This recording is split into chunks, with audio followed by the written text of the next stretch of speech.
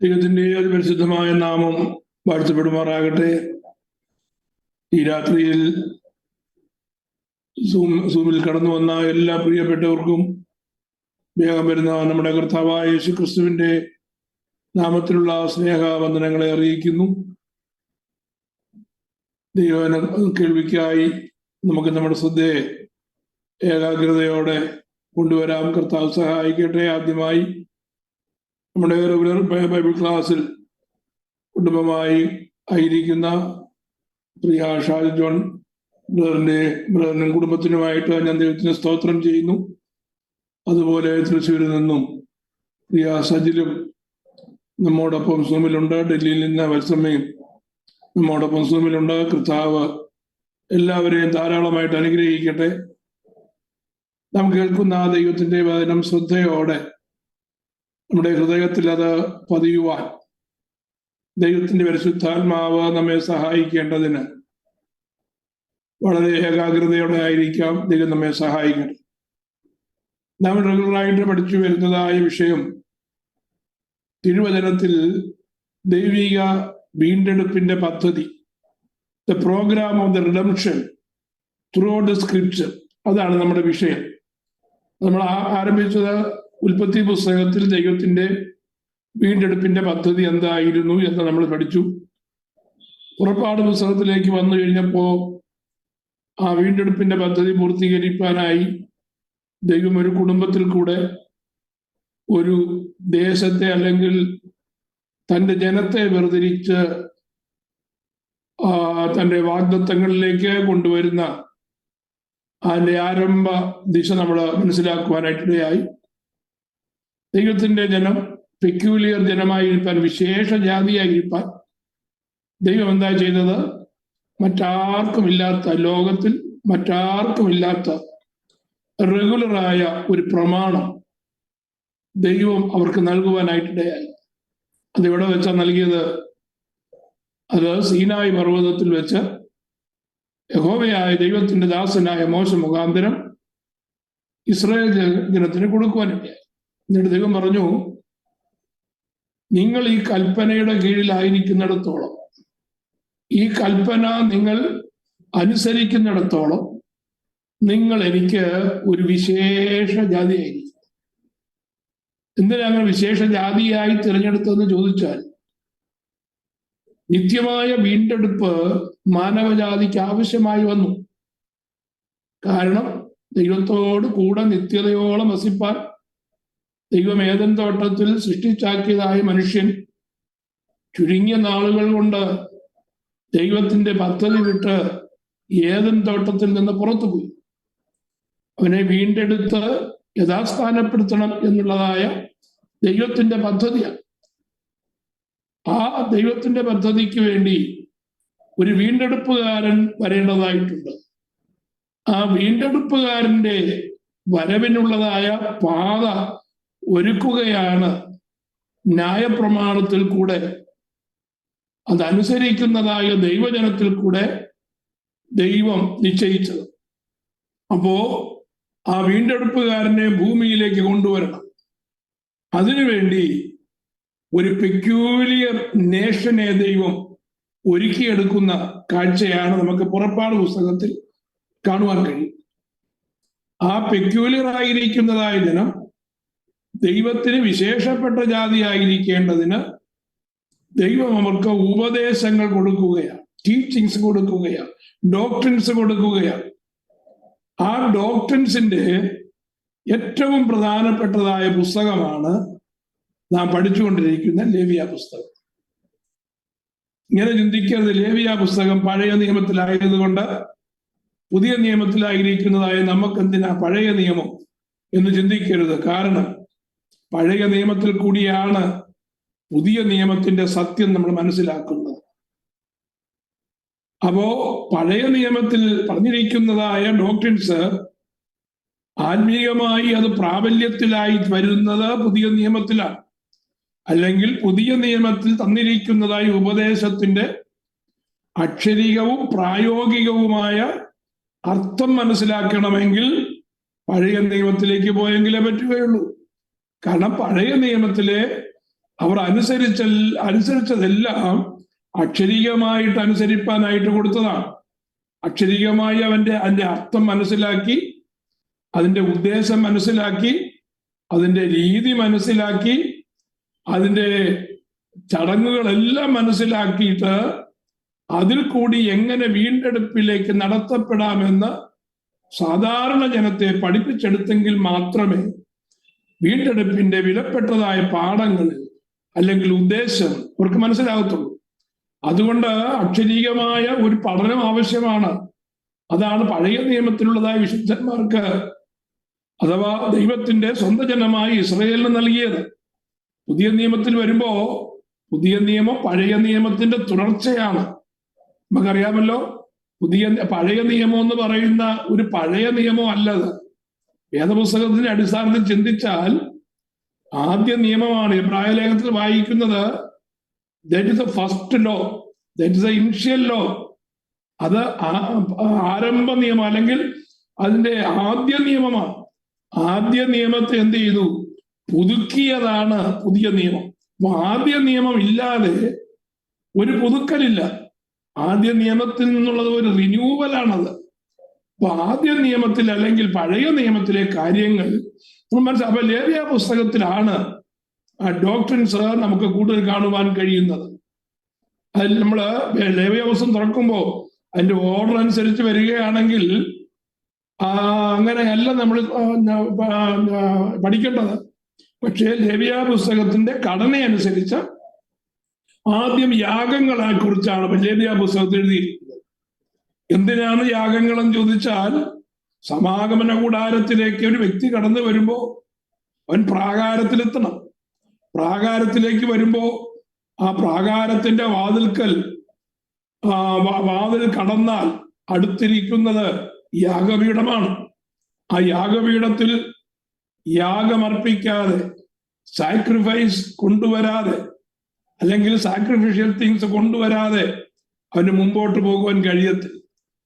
അപ്പൊ ദൈവസന്നിധിയിലേക്ക് ഒരു വ്യക്തി വരുവാൻ ആഗ്രഹിച്ചാൽ അവൻ എന്തു ചെയ്യണം? യാഗപീഠത്തിൽ കൂടെ മാത്രമേ, അല്ലെങ്കിൽ യാഗപീഠം കടന്നു മാത്രമേ അവന് ദൈവസന്നിധിയിൽ പ്രവേശനമുള്ളൂ. പുതിയ നിയമത്തിൽ നാം ദൈവത്തിന്റെ അടുക്കലേക്ക് ചെല്ലണമെന്നാണ് ദൈവം ആഗ്രഹിക്കുന്നത്. തക്ക സമയത്ത് കൃപ ലഭിക്കേണ്ടതിന് നാം എന്താ ചെയ്യേണ്ടത്? കൃപാസനത്തോടടുത്ത് ചെല്ലുകയാണ്. അപ്പൊ ആ കൃപാസനത്തോടടുത്ത് ചെല്ലേണ്ടതിന് അഥവാ ദൈവസന്നിധിയോട് അടുത്ത് ചെല്ലണമെങ്കിൽ ഡയറക്റ്റ് അങ്ങ് കയറി ചെല്ലാനായിട്ട് പറ്റത്തില്ല.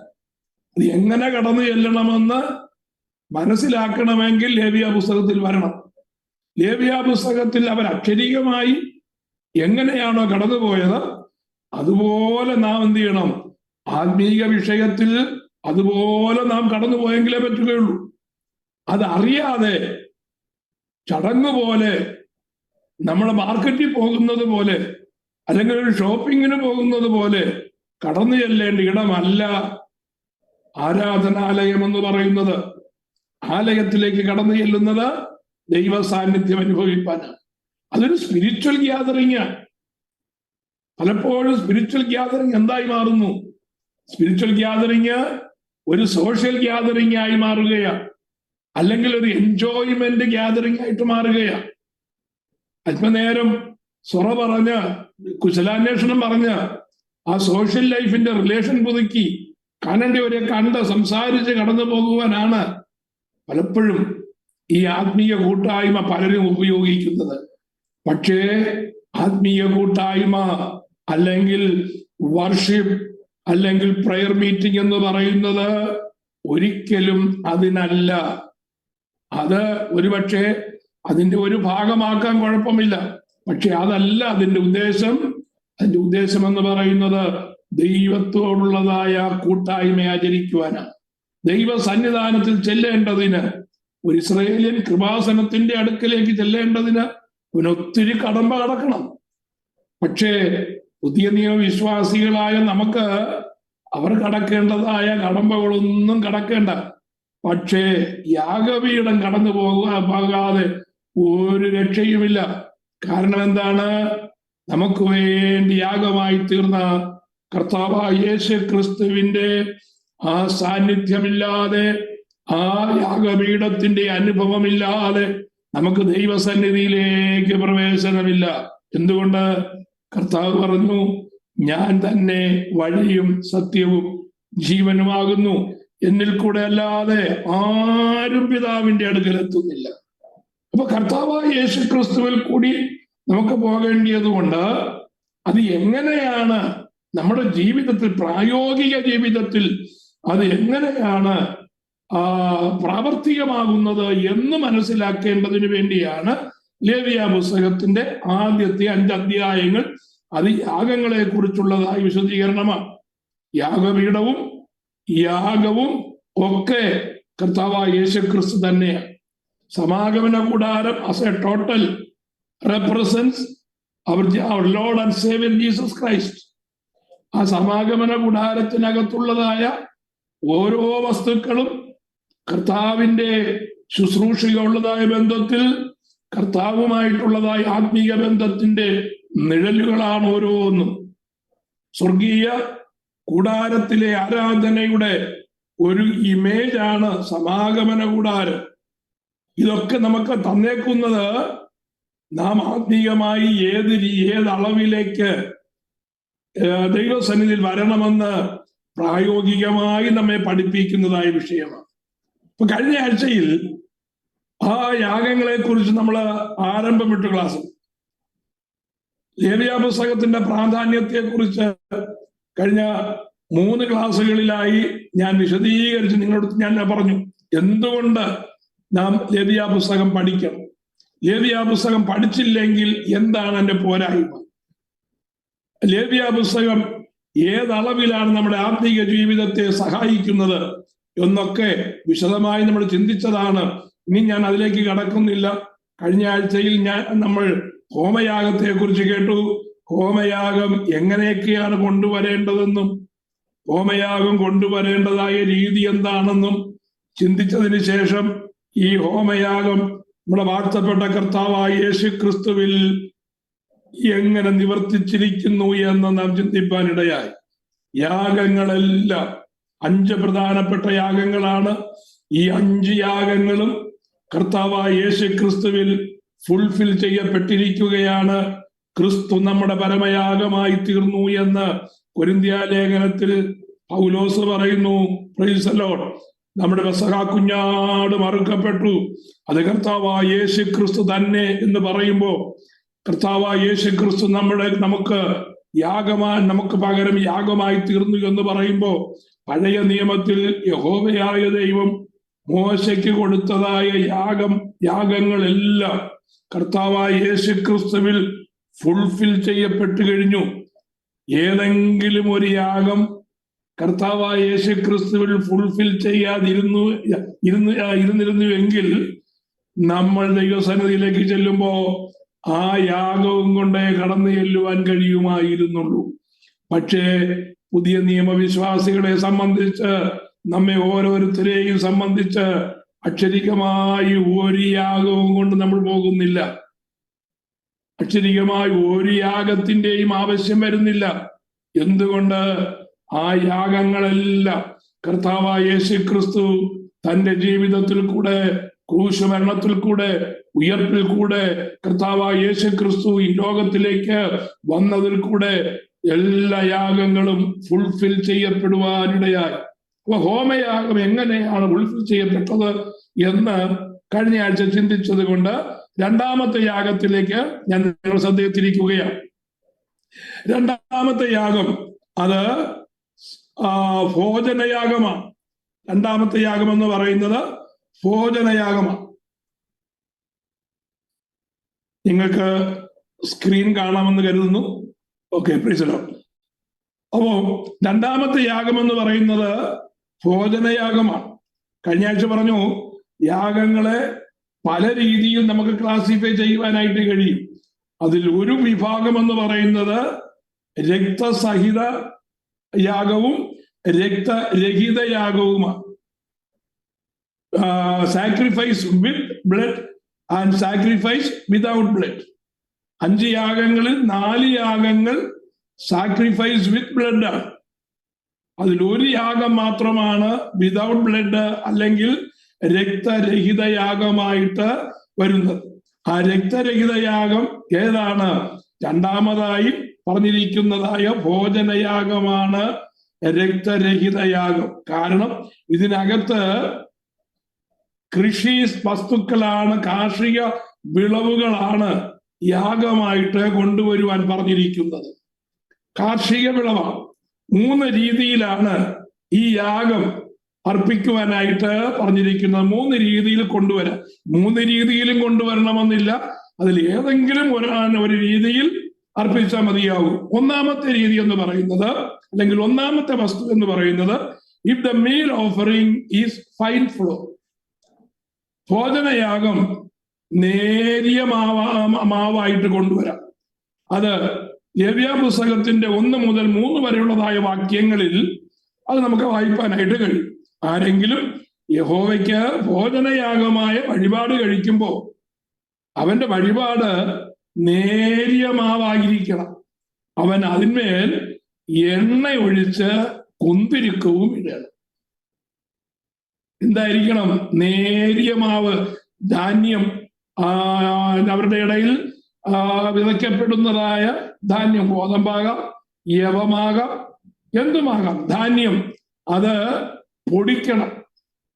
പൊടിച്ചിട്ട് കൊണ്ടുപോകാൻ, അത് ദൈവസന്നിധിയിൽ കൊണ്ടുവരുമ്പോ നേരിയ മാവായിരിക്കും.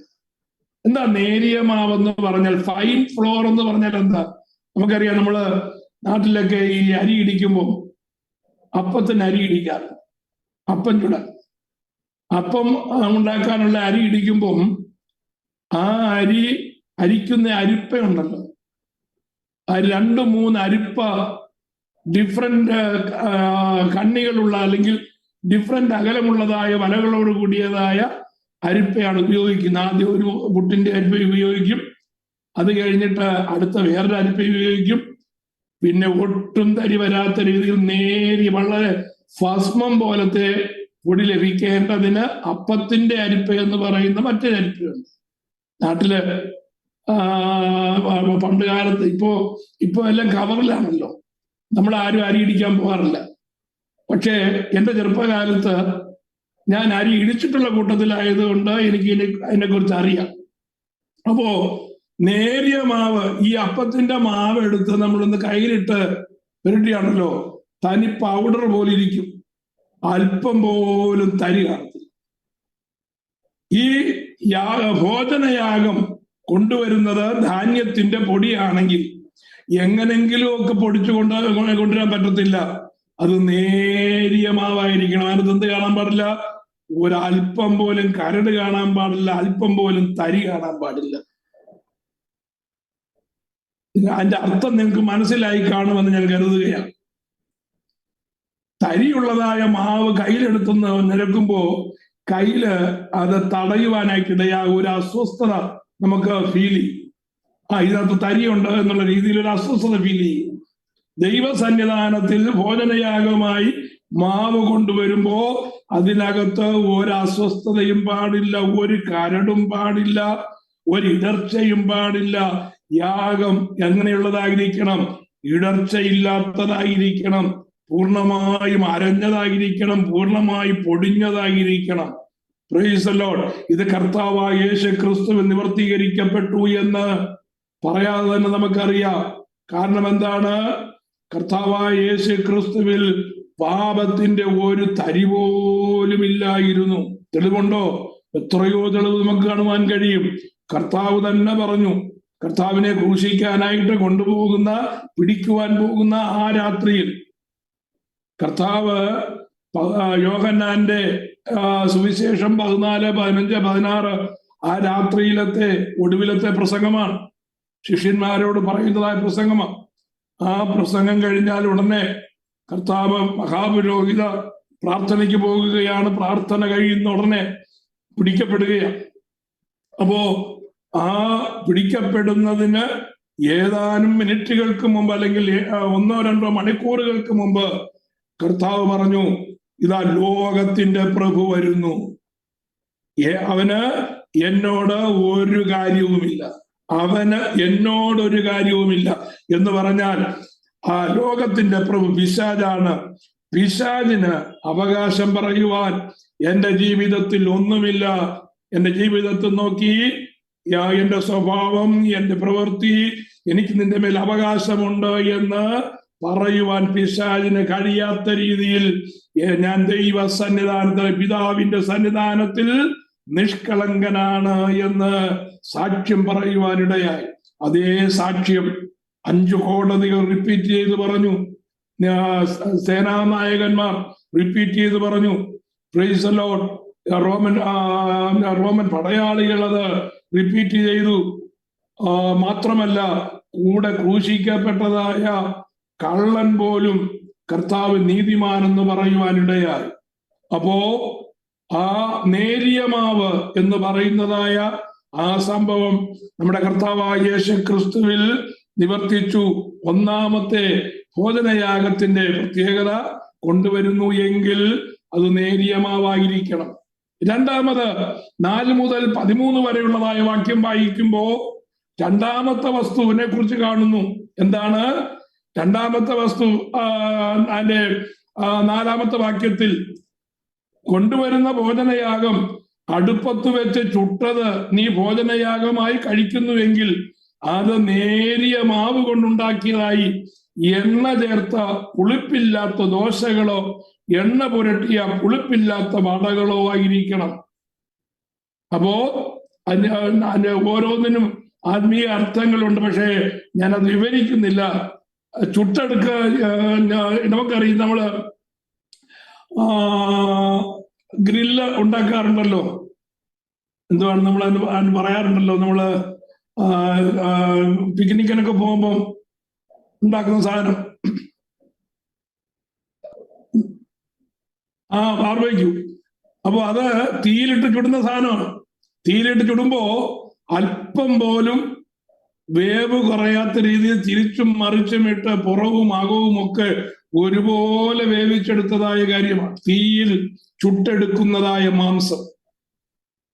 കർത്താവായ യേശു ക്രിസ്തു ദൈവത്തിന്റെ ക്രോധമാകുന്നതായ തീ, മനുഷ്യന്റെ മേൽ ചൊരിയേണ്ടിയിരുന്നതായ ആ ദൈവത്തിന്റെ ക്രോധത്തിൽ അവൻ വെന്തെരിയുവാനിടയായി.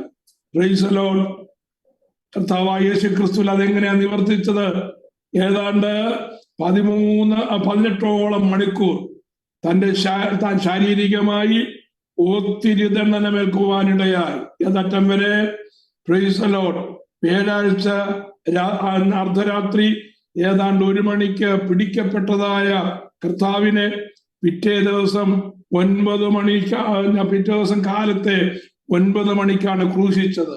ആ 9 മണിക്ക് ക്രൂശിക്കപ്പെട്ടതായ കർത്താവ് ജീവനെ ഏൽപ്പിച്ചു കൊടുത്തത് ഉച്ച കഴിഞ്ഞ് 3 മണിക്ക് ശേഷമാണ് തന്റെ പ്രാണനെ പിതാവിങ്കൽ ഏൽപ്പിച്ചു കൊടുത്തത്. ഇത്രയും നീണ്ട മണിക്കൂറുകൾ കർത്താവ് എവിടെയായിരുന്നു? ആ അതിക്രൂരമായി പീഡിപ്പിക്കപ്പെടുവാനിടയായി. തീയിൽ മാംസം ചുട്ടെടുക്കുന്നത് പോലെ തന്റെ ശരീരത്തിന് ദണ്ഡനമേൽക്കുവാനിടയായി. അപ്പോ ഭോജനയാഗമായി നിങ്ങൾ കൊണ്ടുവരുന്നു എങ്കിൽ അത് നേരിയ മാവ് കൊണ്ടുണ്ടാക്കിയതായിരിക്കണം. Praise the Lord. അത് തീയിൽ ചുട്ടതായിരിക്കണം. എണ്ണ ചേർത്ത പുളിപ്പില്ലാത്ത ദോശകളോ എണ്ണ പുരട്ടിയ പുളിപ്പില്ലാത്ത വടകളോ ആയിരിക്കണം. നിന്റെ വഴിപാട് ചട്ടിയിൽ ചുട്ട ഭോജനമാകുന്നു എങ്കിൽ അത് എണ്ണ ചേർത്ത പുളിപ്പില്ലാത്ത നേരിയ മാവ് കൊണ്ടായിരിക്കണം. അത് പുളിപ്പില്ലാത്തതായിരിക്കണം. പിന്നെ നേരിയ മാവ് കൊണ്ടായിരിക്കണം. പിന്നെ അതിനകത്ത് എന്തോ ചേർക്കണം? എണ്ണ ചേർക്കണം. എണ്ണ എന്തിനെ കുറിക്കുന്നതാണ്? എണ്ണ പരിശുദ്ധാത്മാവിനെ കുറിക്കുന്നതാണ്. ഞാൻ അത് വിശദീകരിക്കുന്നില്ല. അപ്പോ ഭോജനയാഗത്തിന്റെ പ്രത്യേകത 3 വസ്തുക്കളാണ് കൊണ്ടുവരേണ്ടത്. ഭോജനയാഗം 1 അത് ചുട്ടെടുത്തതാകുന്നു എങ്കിൽ എന്ത് ചെയ്യണം? 3-ാമത്തെ കാര്യം എന്ന് പറയുന്നത് 14-ാമത്തെ വാക്യം നമുക്ക് നോക്കുമ്പോൾ 14 മുതൽ 16 വരെയുള്ളതായ വാക്യങ്ങളിൽ 3-ാമത്തെ വസ്തു കാണുവാൻ കഴിയും. നിന്റെ കൊണ്ടുവരുന്നതായ ഭോജനയാഗത്തിന്റെ പ്രത്യേകത, നിന്റെ ആദ്യ ഫലങ്ങളുടെ ഭോജനയാഗം യഹോവയ്ക്ക് കഴിക്കുന്നു എങ്കിൽ കാതിർ ചുട്ട് ഉതിർത്ത മണികൾ ആദ്യ ഫലങ്ങളുടെ ഭോജനമായി അർപ്പിക്കണം. ഭോജനയാഗത്തിന്റെ മൂന്നാമത്തെ ഘടകം എന്ന് പറയുന്നത് ആദ്യ ഫലമാണ്. എന്താ ആദ്യ ഫലം എന്ന് പറഞ്ഞാൽ? അതാത് വിളവെടുക്കുന്ന സമയമുണ്ട്. ധാന്യത്തിന് വിളവെടുക്കുന്നതായ സമയമുണ്ട്, അതുപോലെ ഒലിവിന്റെ വിളവെടുക്കുന്ന സമയമുണ്ട്, മുന്തിരിയുടെ വിളവെടുക്കുന്ന സമയമുണ്ട്, അത്തിയുടെ വിളവെടുക്കുന്ന സമയമുണ്ട്. ഇസ്രായേലിനെ സംബന്ധിച്ച് അവരുടെ കൃഷിഫലത്തിൽ നിന്ന് ഏത് കൊണ്ടുവരണമെങ്കിലും, അല്ലെങ്കിൽ കൃഷിഫലത്തിൽ നിന്ന് അവര് ഫലം കൊയ്യുമ്പോ, അവര് ഹാർവെസ്റ്റ് എടുക്കുമ്പോ ആദ്യം പാണ്ഡികശാല നിറച്ചതിന് ശേഷം പിന്നെ ദൈവത്തിന് കൊണ്ടുവരാമെന്നല്ല. ആദ്യം കുഞ്ഞുങ്ങൾക്ക് കൊടുത്തിട്ട് ദൈവത്തിന് കൊണ്ടുവരാമെന്നല്ല. ആദ്യം കടം വീട്ടിയതിന് ശേഷം ദൈവത്തിന് കൊണ്ടുവരാമെന്നല്ല. ആദ്യം കൊടുക്കാനുള്ള ഒരു ഉത്തരവാദിത്വങ്ങളെല്ലാം നിർവഹിച്ചതിന് ശേഷം ബാക്കി കൊണ്ടുവരാമെന്നല്ല. ആദ്യ ഫലം ദൈവസന്നിധി കൊണ്ടുവരണം. Praise the Lord. ദൈവത്തിന് കൊടുക്കേണ്ടത് എങ്ങാൻ നോക്കിയണോ? അത് അങ്ങനെയാണോ നമ്മൾ കൊടുക്കുന്നത് എന്ന് നമ്മൾ ചിന്തിക്കണം. ഞാൻ പറഞ്ഞു മനസ്സിലായോ? അപ്പോ ദൈവത്തിന് ഒരു കാർഷിക വിളവായാലും കന്നുകാലികളുടെ പിറപ്പായാലും കിട്ടുന്നതായ നന്മ, ആ വർഷത്തെ ആദ്യ ഫലം ദൈവസന്നിധിയിൽ കൊണ്ടുവരണം. Praise the Lord. കർത്താവും നമുക്ക് വേണ്ടി ആദ്യ ഫലമായി ഉയർത്തെഴുന്നേറ്റു എന്ന് പറയുമ്പോ ദൈവത്തിന്റെ ആ മക്കളുടെ കൂട്ടത്തിൽ തന്റെ ഏകജാതൻ, അല്ലെങ്കിൽ മക്കളുടെ, നമ്മളെ സംബന്ധിച്ച് നമ്മുടെ ജ്യേഷ്ഠ സഹോദരൻ ആദ്യ സന്തതിയായി, ആദ്യ ഫലമായി ദൈവത്തിന് യാഗമായി അർപ്പിക്കപ്പെട്ടു. ആദ്യ ഫലമായി ദൈവത്തിന് യാഗമായി അർപ്പിക്കപ്പെട്ടതുകൊണ്ട് അവൻ ആദ്യ ഫലമായി മരിച്ചവരുടെ ഇടയിൽ നിന്ന് ഉയർത്തെഴുന്നേൽക്കുവാനിടയായി.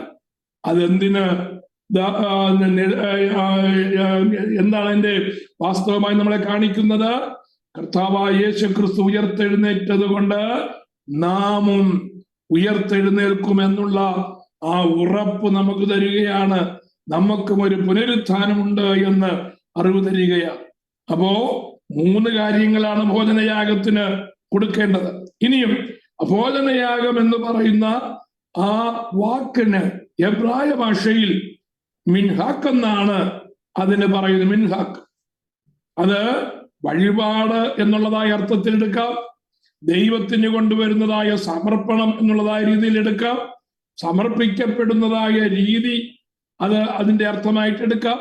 Praise the Lord. ഒരു എബ്രായ പദത്തിന് തന്നെ ഡിഫറെന്റ് മീനിങ്സ് ഉണ്ട് എന്നുള്ള കാര്യം നമ്മൾ മനസ്സിലാക്കണം. ഇത് രക്തരഹിത യാഗമാണ്. ഇതിന്റെ പ്രത്യേകത എന്ന് പറയുന്നത്, ഇത് കർത്താവിൽ അത് എങ്ങനെയാണ് നിവർത്തീകരിക്കപ്പെട്ടിരിക്കുന്നത് എന്ന് നമ്മൾ ഭോജനയാഗത്തിന്റെ പ്രധാന ഘടകങ്ങൾ എന്തൊക്കെയാണെന്ന് തിരിച്ചു. ഒന്ന്, നേരിയ മാവായിരിക്കണം, അതിനകത്ത് എണ്ണ ഉണ്ടായിരിക്കണം. കുന്തിരിക്കം, അത് സൗരഭ്യവാസനയെ കാണിക്കുകയാണ്. ദൈവത്തിന് പ്രസാദമുള്ള സൗരഭ്യവാസന, ദൈവത്തിന് പ്രസാദമുള്ളതെന്ന് കാണിക്കുകയാണ്. ഉപ്പ് ഉണ്ടായിരിക്കണമെന്ന് കാണിക്കുന്നു. അതിന്റെ പ്രത്യേക നിയമങ്ങളുണ്ട്. ഭോജനയാഗത്തിന്റെ നിയമം: 1, പുളി ഉണ്ടാകരുത്. 2, തേനുണ്ടാകരുത്. ഇത് രണ്ടിനും ആത്മീയ അർത്ഥമുണ്ട്. പുളിയുടെ ആത്മീയ അർത്ഥം എന്താണെന്നുള്ള കാര്യം ഞാൻ പറയാതെ നിങ്ങൾക്കറിയാം. കൊരിന്ത്യ ലേഖനം വായിച്ചിട്ടുള്ളവർക്കറിയാം പുളി എന്ന് പറഞ്ഞാൽ എന്താണ്. കർത്താവിന്റെ പ്രസംഗം അല്ലെങ്കിൽ സുവിശേഷം വായിച്ചിട്ടുള്ളവർക്കറിയാം എന്താണ് പുളി എന്നുള്ളത്. കർത്താവ് പറഞ്ഞു, പരീശന്മാരുടെ പുളിച്ച മാവ് സൂക്ഷിക്കണം. ഹെരോദ്യരുടെ പുളിച്ച മാവ് എന്ത് ചെയ്യണം? നിങ്ങൾ സൂക്ഷിക്കണം. സദൂക്യയുടെ പുളിച്ച മാവ് സൂക്ഷിക്കണം. പൗലോസ് പറഞ്ഞു, അസാരം പുളിമാവ് പിണ്ടത്തെ മുഴുവൻ പുളിപ്പിക്കുന്നു. ആകയാൽ നിങ്ങൾ എന്ത് ചെയ്യണം? പുളിപ്പില്ലാത്തവരായിരിക്കണം. പുളി എന്ന് പറയുന്നത് പുതിയ നിയമത്തിൽ പാപത്തെ കാണിക്കുകയാണ്. അപ്പോ ഈ യാഗത്തിൽ എന്തുണ്ടാകാൻ പാടില്ല? പുളി ഉണ്ടാകാൻ പാടില്ല. കർത്താവിൽ എന്തില്ലായിരുന്നു? കർത്താവിൽ ഈ പുളി ഇല്ലായിരുന്നു. അപ്പോ കർത്താവിൽ പുളി ഇല്ലാതിരുന്നത് കൊണ്ട് നമ്മിലും എന്തുണ്ടാകാനായിട്ട് പാടില്ല? പുളി ഉണ്ടാകുവാനായിട്ട് പാടില്ല, അല്ലെങ്കിൽ പാപം ഉണ്ടാകുവാനായിട്ട് പാടില്ല എന്ന് ദൈവത്തിന്റെ വചനം നമ്മെ ഓർപ്പിക്കുകയാണ്. ഈ പാപം മാറ്റിക്കളയേണ്ടതിന് വേണ്ടിയാണ് നാം കൂട്ടായ്മയ്ക്ക് വരുന്നതിന് മുമ്പ്, ആരാധനയ്ക്ക് വരുന്നതിന് മുമ്പ് എന്ത് ചെയ്യേണ്ടത്? വിശുദ്ധീകരണം പ്രാപിക്കേണ്ടത്. വിശുദ്ധീകരണത്തെ കുറിച്ച് നമ്മൾ മിക്കവാറും കേൾക്കുന്നതായതുകൊണ്ട് ഞാൻ അതിലേക്ക് കടക്കുന്നില്ല. അപ്പൊ ഒന്നാമത്തെ കാര്യം എന്ന് പറയുന്നത് എന്തുണ്ടാകരുത്? പുളിപ്പ് ഉണ്ടാകരുത്. രണ്ടാമത് തേൻ ഉണ്ടാകരുത്. തേൻ എന്ന് പറയുന്നത് അതിനകത്ത് ചേർക്കുന്ന മാധുര്യമാണ്. എന്ന് പറഞ്ഞാൽ മാനുഷികമായിട്ടുള്ള യാതൊരു അഡിറ്റീവ്സും പാടില്ല. മറ്റുള്ളവരെ സന്തോഷിപ്പിക്കേണ്ടതിന് വേണ്ടി, ആർട്ടിഫിഷ്യലായിട്ട് രുചി ഉണ്ടാക്കേണ്ടതിന് വേണ്ടി, രസം ഉണ്ടാക്കേണ്ടതിന് വേണ്ടി, എൻജോയ്മെന്റ് ഉണ്ടാക്കേണ്ടതിന് വേണ്ടി ഒന്നും അതിനകത്ത് ചേർക്കരുത്. അതാണ് തേനിനെ കൊണ്ട് ഉദ്ദേശിക്കുന്നത്. തേൻ നമുക്കറിയാം, തേൻ ചൂടാക്കിയാൽ എന്ത് സംഭവിക്കും അറിയാം? തേൻ ചൂടാക്കിയാൽ എന്ത് സംഭവിക്കും? അത് കൃത്യമായി പോയിസണായി മാറും. തേൻ ആരും ചൂടാക്കി ഉപയോഗിക്കാറില്ല.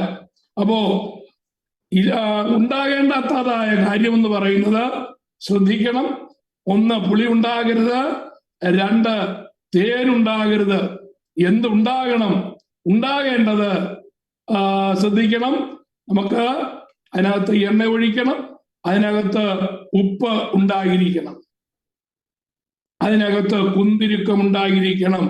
ഈ ഘടകങ്ങളാണ് ഭോജനയാഗത്തിൽ നമുക്ക് ചേർക്കേണ്ടതായിട്ടുള്ളത്. ഇത് ക്രിസ്തുവിൽ എങ്ങനെയാണ് നിവർത്തീകരിക്കപ്പെട്ടിരിക്കുന്നത് എന്ന് നമുക്ക് കാണുവാനായിട്ട് കഴിയും. ക്രിസ്തുവിലൊക്കെ നിവർത്തിക്കപ്പെട്ടിരിക്കുന്നത്, കർത്താവ് പറഞ്ഞു, ഞാൻ ജീവന്റെ അപ്പമാകുന്നു, എന്നെ ഭക്ഷിക്കുന്നവൻ എൻ മൂലം ജീവിക്കും. എന്റെ മാംസം ഭക്ഷിക്കാതെയും എന്റെ രക്തം കുടിക്കാതെയും ഇരിക്കുന്നവന് ഉള്ളിൽ ജീവനില്ല. എന്റെ മാംസം ഭക്ഷിക്കുകയും എന്റെ രക്തം കുടിക്കുകയും ചെയ്യുന്നവന് ഉള്ളിൽ ജീവൻ ഉണ്ടായിരിക്കും.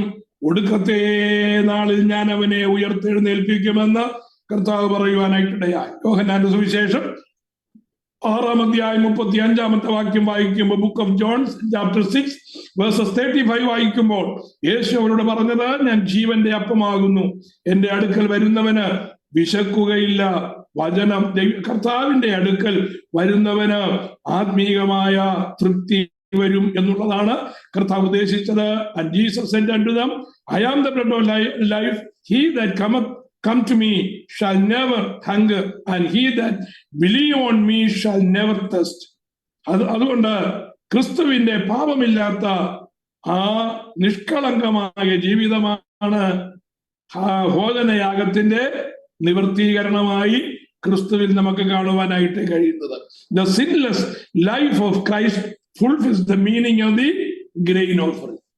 ഹോമയാഗം എങ്ങനെയാ കർത്താവിൽ നിവർത്തീകരിക്കപ്പെട്ടിരിക്കുന്നു എന്നും ഭോജനയാഗം എങ്ങനെ നിവർത്തീകരിക്കപ്പെട്ടിരിക്കുന്നതെന്നും നമ്മൾ പഠിച്ചു. അങ്ങനെയെങ്കിൽ നാം ദൈവസന്നിധിയിൽ വരുമ്പോ നാമും ഭോജനയാഗത്തിന്റെ ആത്മീയാർത്ഥങ്ങളോടുകൂടി ആയിരിക്കണം. നേരിയ മാവായിരിക്കണം, ചുട്ടെടുത്ത അപ്പമായിരിക്കണം.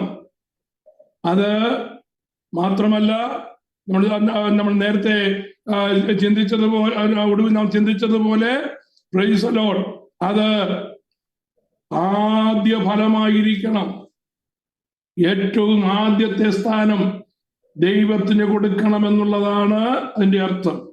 എല്ലാം ചെയ്യുന്നതിന്റെ കൂട്ടത്തിൽ ആരാധനയ്ക്ക് കൊടുന്ന് പോകാം, എല്ലാം ചെയ്യുന്നതിന്റെ കൂട്ടത്തിൽ പ്രാർത്ഥനയ്ക്ക് കൊടുന്ന് പോകാം എന്ന് നമ്മൾ വിചാരിക്കരുത്. First preference is given to God. അതാണ് യാഗം കഴിക്കാൻ വരുന്നവൻ ആലയത്തിൽ വരുന്നതിന് മുമ്പ് ചെയ്യേണ്ടതായ കാര്യം. ഇനി മൂന്നാമത്തെ യാഗത്തിലേക്ക് ഞാൻ കടക്കുകയാണ്. മൂന്നാമത്തെ യാഗം എന്ന് പറയുന്നത് സമാധാനയാഗമാണ്. സമാധാനയാഗം. സമാധാനയാഗം നമുക്ക് ലേവ്യ പുസ്തകം 3-ാം അധ്യായത്തിലേക്ക് വരുമ്പോൾ കാണുവാനായിട്ട് കഴിയും. അവിടെ ഒരുവന്റെ വഴിപാട് സമാധാനയാഗമാകുന്നുവെങ്കിൽ കന്നുകാലികളിൽ ഒന്നിനെ അർപ്പിക്കുന്നതായാൽ ആണാകട്ടെ പെണ്ണാകട്ടെ ഊനമില്ലാത്തതിനെ അവൻ യഹോവയുടെ സന്നിധിയിൽ അർപ്പിക്കണം. 3 തരത്തിലാണ് സമാധാനയാഗം കൊണ്ടുവരേണ്ടത്. ഓരോരുത്തരുടെയും കപ്പാസിറ്റി അനുസരിച്ച് കൊണ്ടുവരേണ്ട യാഗമാണ് സമാധാനയാഗം. സമാധാനയാഗം തൊഴുത്തിലേക്ക് ചെന്ന കന്നുകാലികളിൽ നിന്ന് ഒന്നിനെ കൊണ്ടുവരാം. ആണിനെയോ പെണ്ണിനെയോ കൊണ്ടുവരാം. എന്ന് പറഞ്ഞാൽ പശുവിനെയോ കാളയെയോ കൊണ്ടുവരാം. പക്ഷേ കൊണ്ടുവരുമ്പോൾ ശ്രദ്ധിക്കേണ്ടത് ഊനമില്ലാത്തതായിരിക്കണം. തൊഴുത്തിലേക്ക് ചെന്നാൽ ആ തൊഴുത്തിൽ ഏറ്റവും മേധസ്സുള്ളതും ഏറ്റവും കൊഴുത്തും ഏറ്റവും നല്ലതും യാതൊരു ബ്ലമിഷില്ലാത്തതുമായ യാതൊരു ഊനവും ഇല്ലാത്തതായ കന്നുകാലിയെ വേണം യഹോവയായ ദൈവത്തിന്റെ സന്നിധി കൊണ്ടില്ല. ചെല്ലുമ്പോ ആദ്യം കണ്ടതിനെ വിളിച്ചോണ്ടങ്ങ് പോയാൽ പോരാ. അല്ലെങ്കിൽ ഇതിനെ കൊടുക്കാം, ഇതിനെ മാർക്കറ്റിൽ കൊണ്ടുപോയാലും വലിയ വിലയൊന്നും കിട്ടത്തില്ല. അതുകൊണ്ട് ഏതായാലും അറുക്കാൻ കൊണ്ടുപോവുകയല്ലേ, ഇതിനെ കൊണ്ടുപോകാന്ന് പറഞ്ഞിട്ട് മുടന്തുള്ളതിനെയോ കണ്ണുപൊട്ടിയതിനെയോ ഒരു ചെവി ഇല്ലാത്തതിനെയോ അയവിറക്കാത്തതിനെയോ ഒന്നും കൊണ്ടുചെല്ലാൻ പ്രമാണമില്ല. അങ്ങനെ കൊണ്ടുചെന്നാൽ ദൈവപ്രസാദത്തിനു പകരം ദൈവ കോപം അവന്റെ മേൽ വരും. അപ്പം എങ്ങനായിരിക്കണം? അത് ഊനമില്ലാത്തതായിരിക്കണം. നോക്കിയേ, കർത്താവായ യേശു ക്രിസ്തുവിന് നമുക്കൊന്ന് നോക്കാം. Praise the Lord. അവനിൽ യാതൊരു ഊനവുമില്ലായിരുന്നു. അതാരാ പറഞ്ഞത്? നേരത്തെ പറഞ്ഞതുപോലെ കോടതികൾ മാറി മാറി വിധിച്ചതായ കർത്താവായ യേശുവിനെ വിധിച്ചതായ കോടതികൾ, വിചാരണ ചെയ്ത കോടതികൾ എല്ലാം വിളിച്ചു പറഞ്ഞു, ഇവനിൽ ഒരു കുറ്റവുമില്ല. ഹന്നാവിന്റെ അടുക്കലേക്ക് കൊണ്ടുപോയി. ഹന്ന ഒരു കുറ്റവും കണ്ടില്ല. കയ്യഫാവിന്റെ അടുക്കലേക്ക് കൊണ്ടുപോയി, ഒരു കുറ്റവും കണ്ടില്ല. സെന്നത്തിലെ സംഘത്തിന് മുമ്പിലേക്ക് കൊണ്ടുപോയി. അവർക്കും കുറ്റം കണ്ടുപിടിക്കുവാൻ കഴിഞ്ഞില്ല. അവന് നോക്കിയവർക്ക് ആർക്കും ഒരു കുറ്റവും കാണുവാൻ കഴിഞ്ഞില്ല. പുരുഷാരത്തിലെ ആർക്കും അവന്റെ മേലൊരു കുറ്റവും ചുമത്തുവാൻ കഴിഞ്ഞില്ല.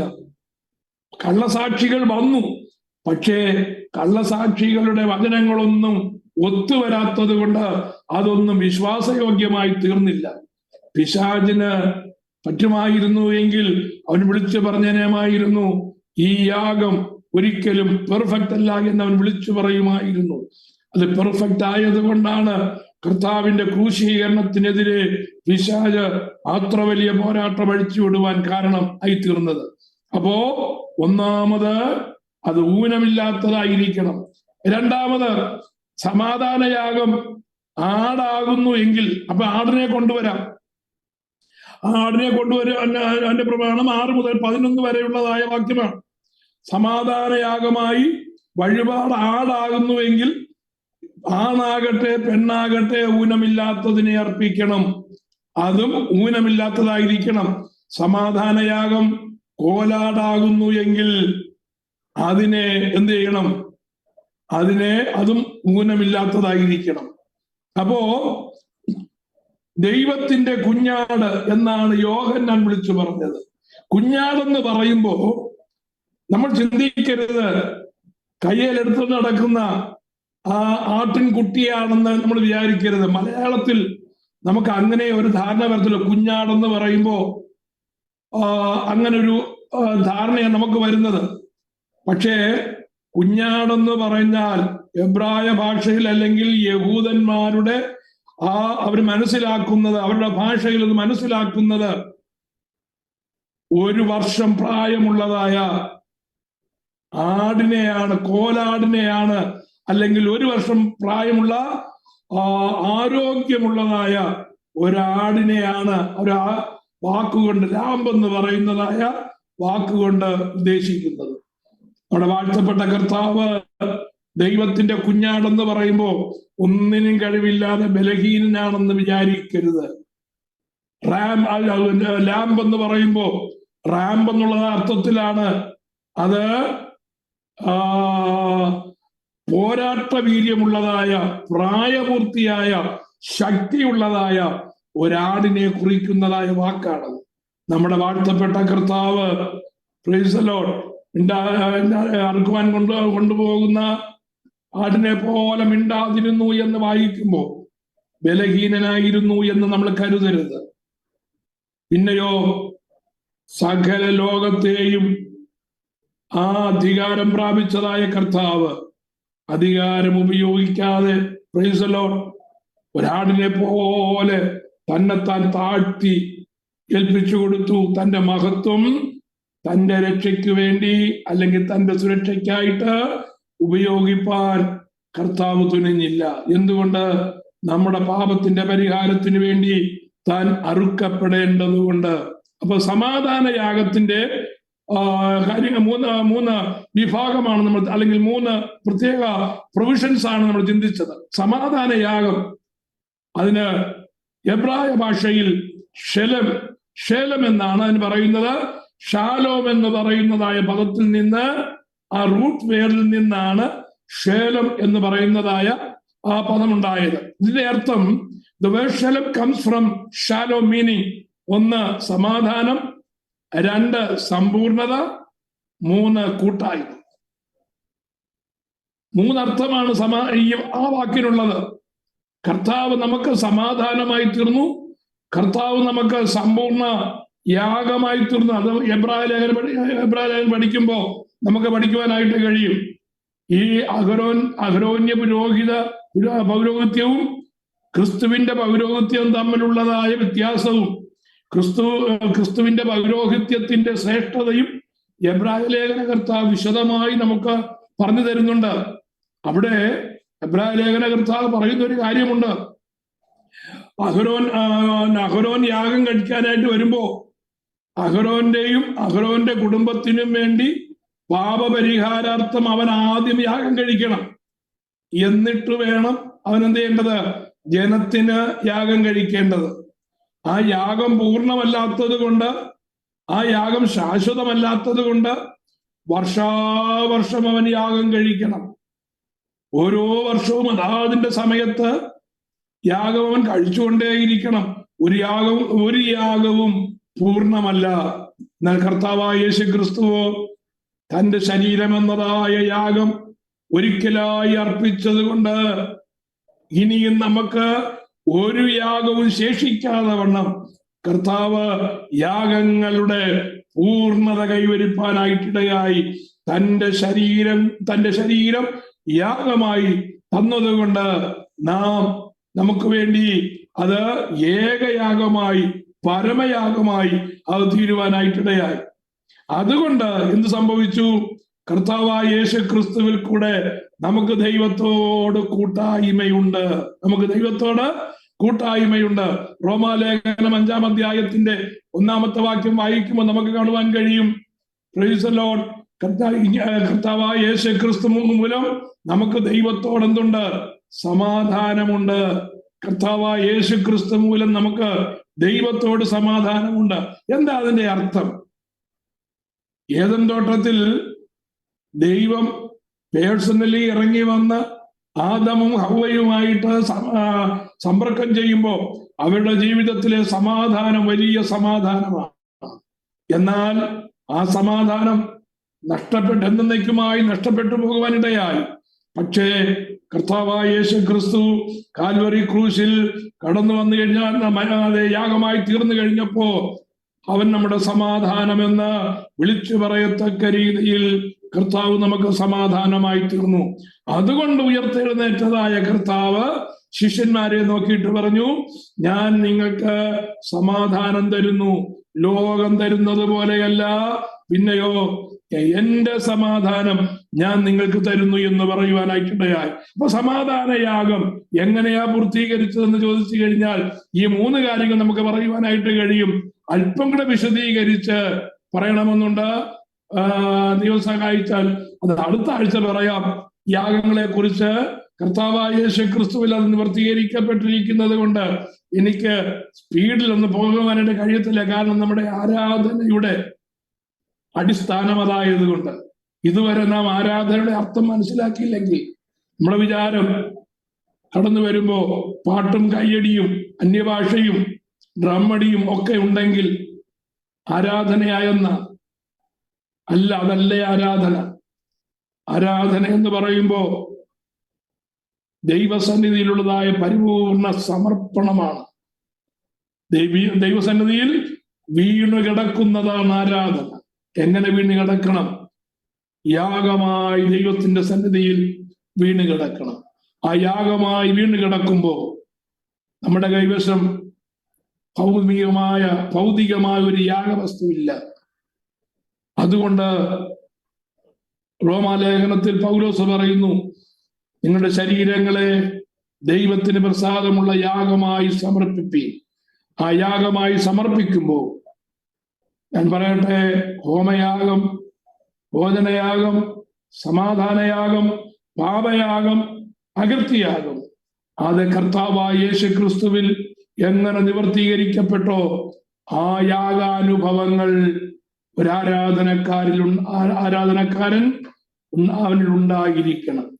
ആ മനോഭാവമില്ലാതെ, ആ ഒരു ക്യാരക്ടർ ഇല്ലാതെ, ആ യാഗത്തിന്റെ ആ സമർപ്പണമില്ലാതെ ദൈവസന്നിധാനത്തിൽ എത്ര ബഹളം കാണിച്ചാലും എത്ര സമയം സ്പെൻഡ് ചെയ്തെന്ന് പറഞ്ഞാലും ആരാധനയാകുന്നില്ല എന്നുള്ളതായ മർമ്മം മനസ്സിലാക്കുന്നത് ലേവ്യ പുസ്തകത്തിൽ നിന്നായത് കൊണ്ടാണ് ഞാൻ ഇത് അല്പം സ്ലോ ആയിട്ട് പോകുന്നത്. ദൈവം നമ്മെ സഹായിക്കട്ടെ. വചനം കേട്ടത് എല്ലാ പ്രിയപ്പെട്ടവരും ഇതിന്റെ ആശയങ്ങളും അർത്ഥങ്ങളും മനസ്സിലാക്കുമെന്ന് ഞാൻ കരുതുന്നു.